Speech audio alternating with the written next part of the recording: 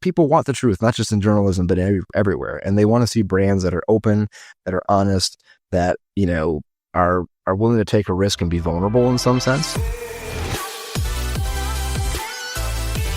Welcome to the Mastering E-commerce Marketing Podcast. I'm your host, Eitan Koter, co-CEO of Emmy. In an era of rising acquisition costs and increased competition, this podcast is dedicated to helping you drive sales, engage customers, and build meaningful communities so you can turn passive visitors into active buyers. Don't forget to subscribe so you won't miss out on future content. Now let's get started with the episode.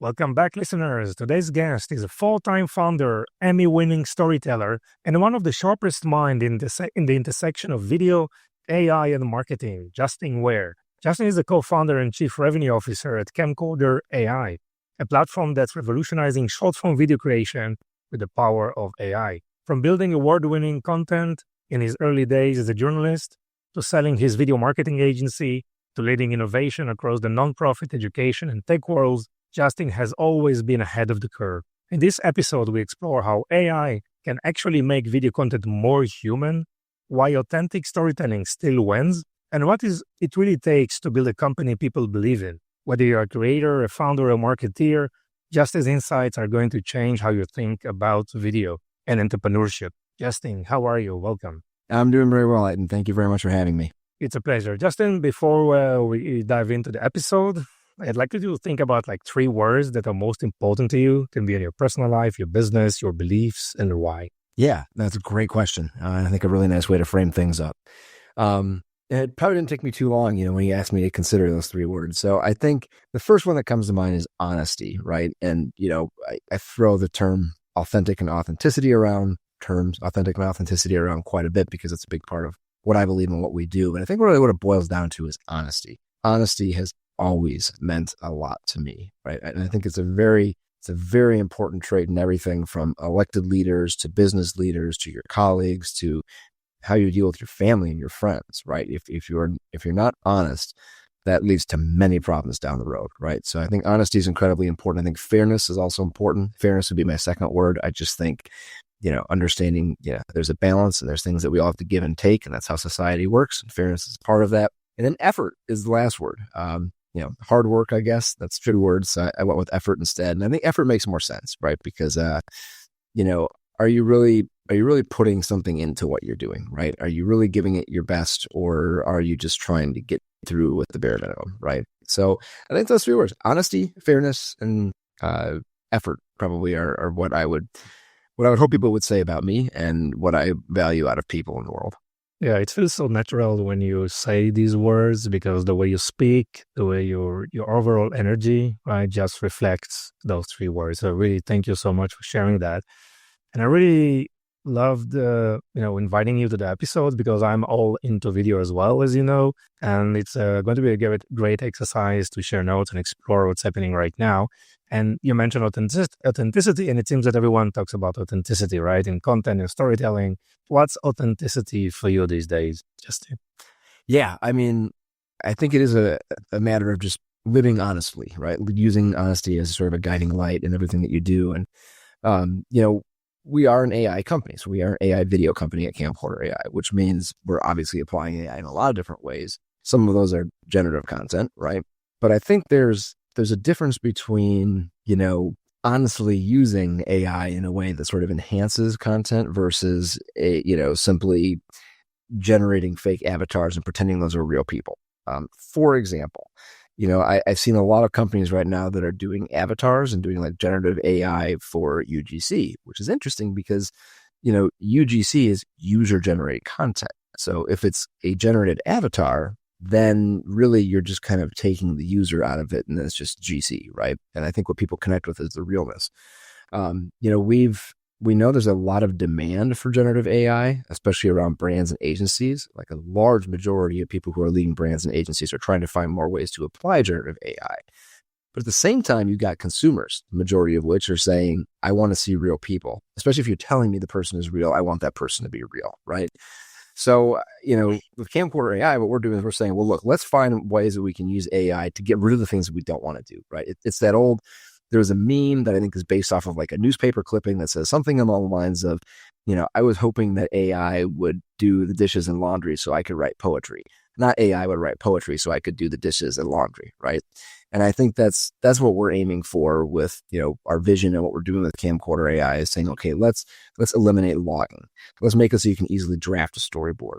Let's put tools in an editor so you can just talk to the editor. You don't need to know a bunch of keystrokes or anything. You can simply say, put a dissolve here, transition there, brighten this clip, add another piece of B-roll here. And you can do that just by typing the phrase into the editor, just like you would ChatGPT, right? All of those things can significantly reduce the amount of time it takes to communicate with video, which allows you to create more video and communicate more with video, which I think is a really powerful medium. So again, for us, authenticity doesn't mean that you're not using AI to, expedite things and, generate things in some cases.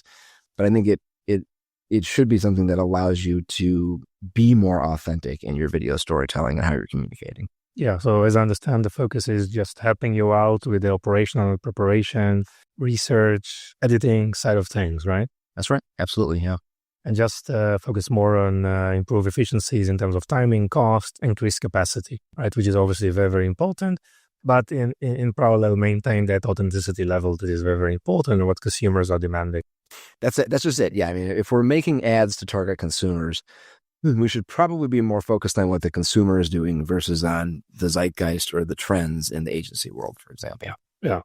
So you have a really interesting background, obviously starting in journalism, and how that's shaped your approach to video marketing today. Yeah, well, journalism, it should hopefully be at least all about authenticity, right? You should be telling the truth. You should be trying to search for the truth and then deliver that truth to as many people as possible. So that was kind of my underpinnings. Is how I was trained in college. First 6 years of my career were spent as a TV journalist. And that, led into nonprofits and into the brand space. But I think throughout, I've always maintained that, you are just better off focusing on, what you know and what you do well, what you can honestly contribute, as opposed to, trying to, polish up something in the way that is maybe less true or true. I think that's probably why we see so much of that, the explosion around UGC and the creator space and creators producing content, and how that's become a real viable career choice for some people who are really good in that space. Because again, if you have someone who looks and feels real, that adds so much to a brand's message, right? I think, you said you're working in the shoppable video space, right? Obviously real voices there, real influencers are a really powerful marketing vehicle.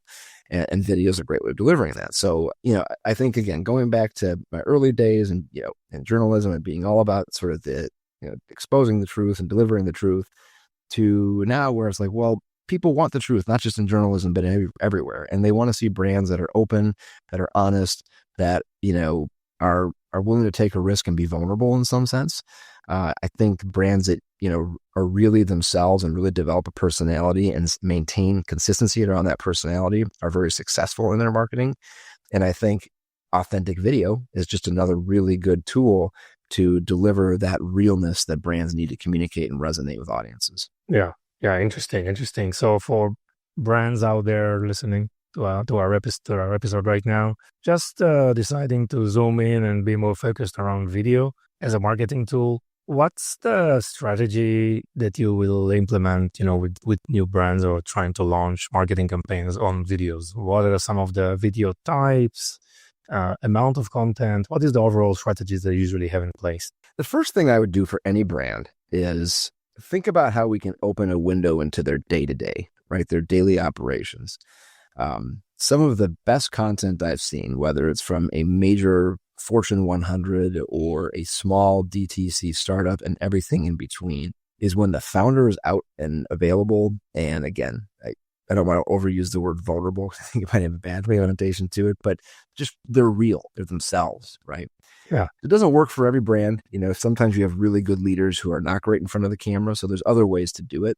But I think, how can you catch people on an almost daily basis with the realness of your day-to-day operations, the struggles you're facing, the victories you're winning, the challenges you have up ahead. everyone has those. Everyone has challenges. Everyone has victories. Everyone has things they're really trying, struggling with on a day to day. So when they see that from the brands that they support in a really open and transparent way, I think that's a really great way to connect on a deeper level with someone and really kind of build that loyalty with a brand. And this could be anything from a toothbrush to a automaker, right? From Mercedes-Benz to Crest. If you have a real window into your operations, if you get to know the leadership of a company, if you get to understand their personality, if you know what they believe in because they're subtly telling you on an almost daily basis, then that's a really good way to create brand loyalty with an audience. Interesting. You're referring to kind of just build in public kind of thing, right? Yeah, absolutely. Build in public, right? Yeah, it was something we try to do, and time is of the essence. So we do as much as we can. But yes, I think build in public is really smart. I think that's, again, any way you can connect yourself in an authentic way with the audience that you're trying to target. I think that builds both short-term and especially long-term, brand connection. And video, because you can hear, you can see, it's such a great storytelling vehicle, is probably one of the best ways to make that connection if you have the personalities in your organization and company to do that. Yeah.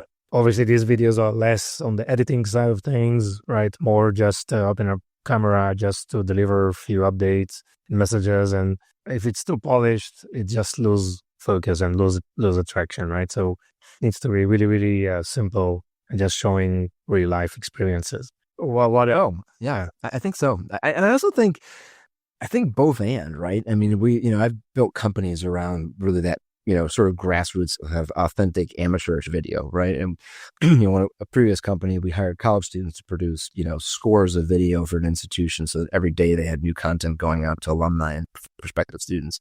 And it performed better when it was more rough around the edges.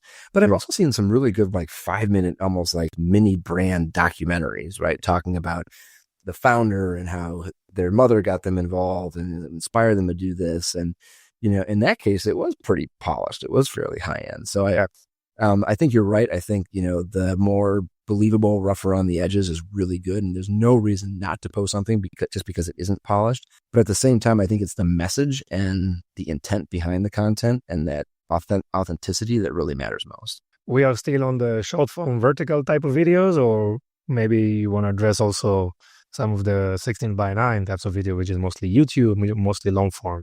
Yeah, I'm both, hopefully, right? That's it's one of the features of our platform is, being able to click a button and go from 16:9 to portrait. Best case scenario is you can do both and, right? Where you have whenever you create a video, you've got 3 or 4 different versions. You've got a 16:9, you've got a square, you've got a portrait, because it really depends on the channel. If you're viewing on a mobile device, you probably want that to be a portrait, right? Yeah. Just because you're using the full screen then. Whereas if you're at home and it's a CTV ad, obviously you want that to be something that's 16:9 because that's going to fit, your 65-inch television in the family room. And so I think it really depends on the medium, probably the audience too. I know there's different, age has some factor on that, but I think more than anything else, it's the device. What device they're on, that should determine the aspect ratio of your content. Yeah. Obviously, a lot of brands understand the power of video, right? But what are the major objections that you hear when you're pitching video? Well, it's time consuming, right? I don't think there's any question that when it comes to conversions and engagement and every other metric you can track, video, all things being equal, performs better than other forms of content. But up until this point, it's been extremely time consuming, especially if you are doing authentic video communication. To go out and do a day-long shoot, it could take 2 days just to log that content and organize it. Right. So, what we're trying to tackle is all of those bottlenecks so that you can go from, instead of having a staff member, an intern, or someone log content for 12 hours, you upload to a platform that does it for you. Right. And then you can start just writing scripts, and then you can start drafting content, and hopefully the AI can help you draft that content. Right. Which is also what Camcorder AI does. So that I know my founder, Philip, for example, his main motivation for doing this was working for companies like Media Math and going to customers and saying, well, let's A/B test. And it's great, where are the different variants of this content? And they would have like 2 pieces of content. I said, well, that's not going to do much for us. So what we want to be able to do is scale it up so you can have 50 or 60 pieces of somewhat similar content, swap out hooks, swap out CTAs, maybe have a different actor or a different graphic or whatever, and just tell the platform to do that. I don't even have to make those edits. Just simply say, okay, here's the template. Here's what we want. I want you to give me 12 different versions and change these things out, right? And it would take quite a bit of time to do that manually. But if you're able to do that, with AI, again, you still have real authentic video, but you're using AI to remix that for you and give you all these different versions. So yeah, I mean that's been true of not just in this current moment, but back when I was working in higher education and the nonprofit space, especially. They knew video is powerful, but it cost them $5,000 to produce a single video. With the budgets they have, that's just not going to happen. And that's not even. And then there's time. There's their own staff time, so that actually makes that video even more expensive. So if you can reduce the amount of time, that friction where time and resources are required to produce a video, then the sky's the limit, because we know it's powerful, we know it's effective. Yes. I wonder, what's the next wave, because those tools are becoming so easy to work with, right? And obviously, you're working directly with the brands, you're working with the agency, I believe, and they have internal teams, or they're using some external expert providers just to manage those tools. And it seems that a lot of companies will manage and will have access to this kind of tools, right? So what do you, and it just moves so fast, right? You mentioned these UGC. Today you can just upload a picture of a product, select an avatar, and it's just a full UGC video just explaining everything. In China, I saw also like AI avatars launching real-time live events, right? And they are responding to questions, and it looks amazing. I don't know if you had a chance to see that. Yeah, I mean, the shoppable video space, live shopping, for example, is huge in Asia. And just starting to catch on here, I think.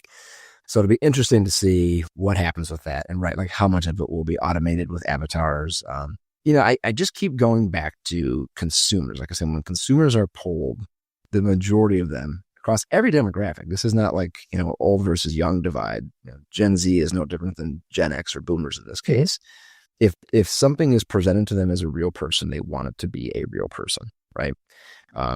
So I mean, yeah, it's like everyone makes jokes about, the Temu this or the Temu that. And I guess, the Temu version of live shopping might be a fake person, right? And I'm sure there's some value in that, and I'm sure there's some return on that. So it'll be interesting to see if consumers continue to say, no, we really do want to see real people, which is what they're saying right now. I suspect that other trends, in the world, not necessarily related to brands or consumer products, but politics, for example, I have a hard time believing consumers are going to become more comfortable with deepfakes over the next 5 or 10 years, right? Because I think in other ways it's going to be very problematic, especially in politics. So, we're kind of betting on there's going to still be a big chunk of people who really want to see real, and we want to use tools to accelerate and scale up real video storytelling. Yes.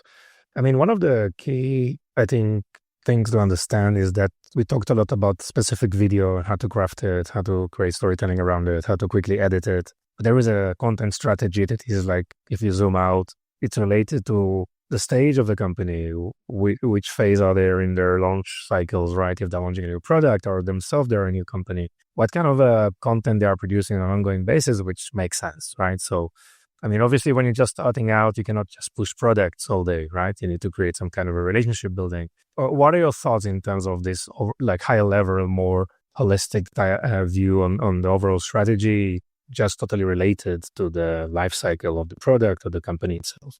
Yeah, I mean, I think that's like, again, telling the story of who you are and why you're doing what you're doing, right? It's interesting when we talk to investors, for example, because we're in the midst of a fundraising round right now, and a really good and common question is, why are you doing this? Like I know what you're building, but why does it matter to you? Like, what drives you to do this? And I think it's similar for a lot of consumers, right? Like I said, they can go out and they can buy any suitcase or rollerboard, right? They can go out and they can buy any vehicle they want. They can go out and they can buy any kind of skincare products they want, right? And the product itself matters to some degree, but I also think and we know this, right? There's a personality around certain brands that attract people more than maybe the assets of the actual product itself, right? Nike obviously has been just a master class of marketing over the past half century. And, the way it's become more of a personality and who you are than it is the product itself, So I think that's the key. It doesn't mean you can't ever talk about your product, but I think, when you do, and you talk about why, right? Like, why do we build this feature, or what led to it, or what did a customer ask you about, or, what have you personally experienced that has led you to say, I really wish I had this tool, right? Like, someone will often say, if you weren't doing Camcorder AI, what would you be doing? I say, I really have no idea, because I would need Camcorder AI to go do the things I want to do, because what I want to do is scale authentic storytelling. And that's why I'm here doing this. That's why I'm doing Camcorder AI, because I think this tool is necessary to help people tell more authentic stories in a more scalable way. And I think, helping people see that from a brand, and, mixing in your product from time to time too, is a really good balance for storytelling. Yeah. I'd like to learn more about your startup journey and about your leadership style. The Camcorder is obviously not your first startup. I mean, why you're so passionate about just doing this continuous innovation and iteration and launching new ventures? Yeah, I mean, I've always been the idea guy, right? So for me, whether it's in an entrepreneurial role or in a more typical role, whenever I'm tasked with creating something new, a new process, a new system, a new platform, a new product, a new piece of technology, that's when I get really excited, right? Because it's like, okay, this doesn't exist. There's a problem here that we can solve. And we've got an idea for how to do that. So let's put it together and see if it works. And, anytime that I'm not in an entrepreneurial role, I've, thought, well, I shouldn't say, I think I've always been an entrepreneurial, but it could just be a standard full-time role, but I'm trying to push something new within an organization, or it is just a straight up startup, right? Where it's, the more classic entrepreneurial role. And that's when I'm most alive. That's when I'm most excited, is, when we have a problem to solve. We don't yet have the solution, but we've got some real good ideas about what might be a solution. And then we have a team and the resources to actually go chase that and put it together and solve a problem and advance things. That's why I love being in this space. That's why I've started multiple companies. That's why, even again, if it is a more traditional role that I'm in, I still take that entrepreneurial mindset to my work every day. Nice. So there is obviously the ideation phase, probably market research, then a product market fit process, right? Agility and team building, validation. What type of role do you take in all these activities? Are you more the product side, customer side, marketing, or any of that? Yeah, definitely more on the customer side. However, we're a small company, and because, we are very customer feedback driven. So I also have a product role as well. Like, I'm a product advisor. Like, Philip, my co-founder, is head of product. He's the product guy. He's done it at a lot of different places before, and he's very good at it. And, my job is that validation piece, right? Part of that problem solving is going out and getting customer feedback. We've been really active in that, especially in early 2025, because we started, positioning some new, pivoting to some new features and a new ICP, and it's gone really well. And the reason why it's gone well is because we listen. I mean, I think it's an interesting thing. Like, to be in this entrepreneurial space, you need an idea and you need to have a passion and pursuit for that idea. And then you need to be ready and willing to change that idea, or at least assess that idea very quickly, right? Because you're going to put stuff out in the wild. People are going to give you feedback. Some of the things you think might be proven, others will be disproven. And you have to be willing to adjust. Still keep that true North Star. Keep your overall vision, but change the steps for how you get there. Deviate maybe from that initial product map. Deliver people what they need so they start using the platform, and give you more feedback. And then you can iterate on top of that. My role is sales, my role is marketing, my role is account management. And all of those things involve a product element to it. And that's why I'm able to advise on product, even though, again, my co-founder, Philip, is absolutely the head of product for our company. Nice. So obviously, don't fall in love in your product, right? I mean, you mentioned changing your ICP, right? Doing whatever. That agility is like so fundamental, right? For any founder, right? People think that you have this aha moment and you just keep grinding until you achieve that. But no, this is changing over time, and it's fundamental for success. By the way, not only in startups, I see this a lot also on the brand side, right? They're using a lot of these lean startup or product market fit type of strategies, which are very, very powerful. So tell us more about Camcorder. When did you start? Where are you today? Yeah, Camcorder AI was officially launched in November of 2023, and I came on as a co-founder last summer, so summer of 2024. We had some pretty good success in 2024 in the enterprise space, adding a really big brand. We were working with Microsoft and the Democratic National Convention, and that was great. However, again, as we had those conversations with more and more users and more customers, we began to see that, okay, this is less a live streaming clipping tool and more of an actual full suite editor that can take your content, add it to a library, organize it for you, draft video content for you, put it in an editor, optimize that content for you, and then allow you just to produce a lot more video content. And so, I sort of got there at a time where we were in this pivot of moving from big enterprise deals to something in between, where we can still do enterprise deals for large organizations, but we also have a $49 a month subscription for an individual video editor and can be incredibly valuable for that individual video editor. So yeah, I've been here for about a year now. I've thoroughly enjoyed it. I'm very excited about where we're at right now.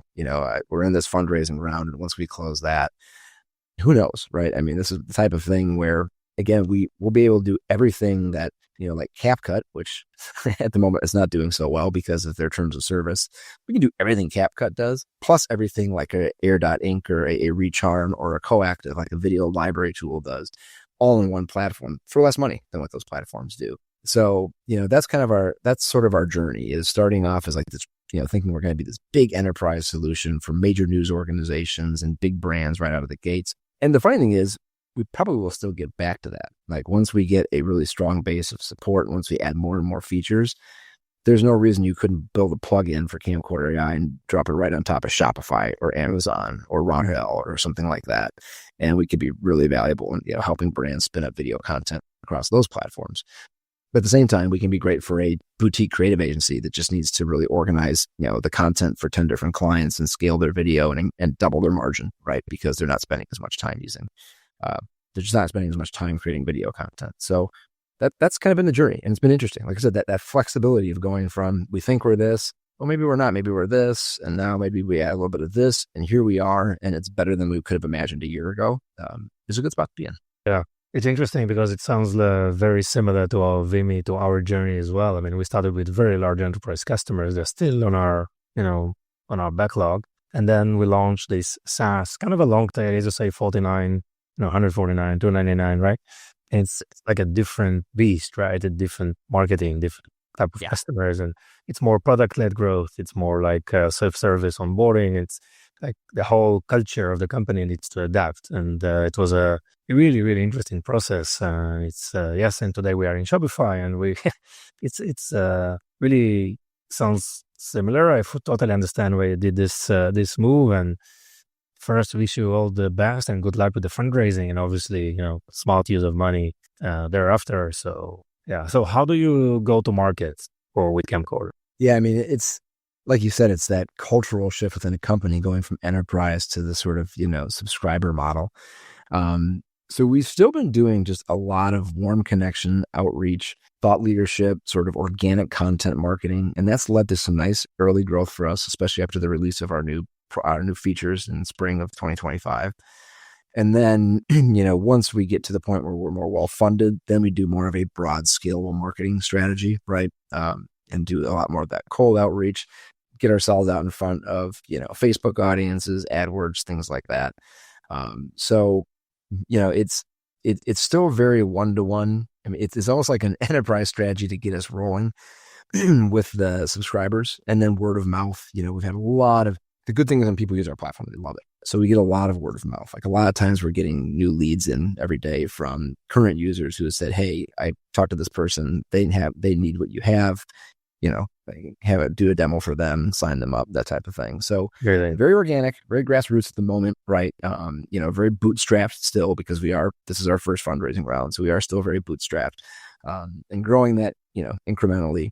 But then what we want to be able to do is pour some fuel on the fire and do a more robust marketing push to scale our growth, and, fundraising can help with that. Sure. And what's the type of ICP you're targeting? Is like brand, mid-size, smaller brand, or what type of, just defining your personas? Yeah, number one right now is creative agencies, right? Because creative agencies, like a perfect use case for us is any customer that has a lot of real footage and content and needs to produce a lot of video out of that content and needs to find a way to do it more efficiently.